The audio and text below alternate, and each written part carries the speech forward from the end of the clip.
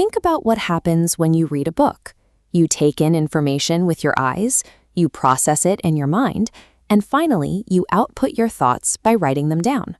A computer performs this exact same three-step process. It takes information in, thinks about it, and gives us a result. But instead of flesh and bone, it relies on physical, mechanical parts to do the work. We call these physical, touchable parts of the computer hardware. If you can touch it with your hands, it is hardware. This animated diagram compares a human to a desktop computer. Just as the human body has distinct organs for seeing, thinking, and communicating, computer hardware is divided into specific working categories. Recognizing these different hardware components is the first step towards connecting them correctly and waking the system up without causing any damage. While many people focus on the screen, it acts more like a mirror that shows you what is happening inside the computer's actual body. The main body of a desktop computer is the large rectangular box sitting on the desk or the floor. We call this box the system unit. Looking inside this diagram of the system unit, you will see the two most vital organs. There is a microchip called the CPU. This is the brain that does all the thinking and processing. Right next to it is the hard drive, which acts as the memory where all your documents and pictures stay when the power is off. A brain sealed in a metal box cannot see the outside world. We give it hands and eyes using input devices, the keyboard for typing, the mouse for pointing, and the scanner for reading. These feed information into the system unit. Input devices gather up raw data, allowing the system unit to process it and remember it for later.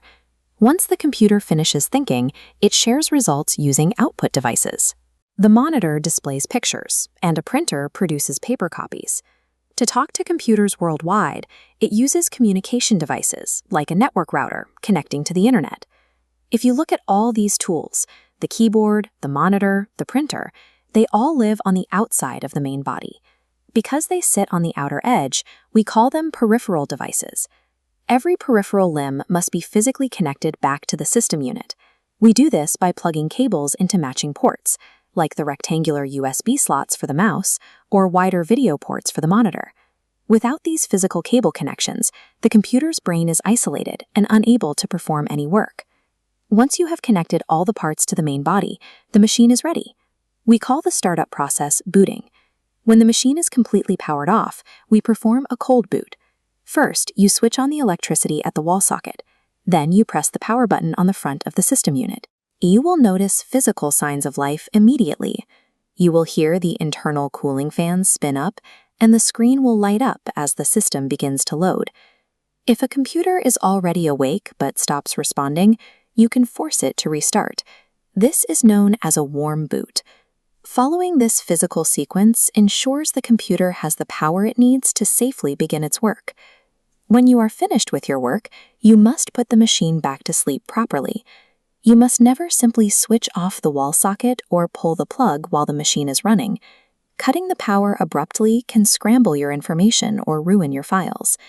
Since parts inside the hard drive spin at very high speeds, an instant stop can physically break the disk, leading to permanent memory loss.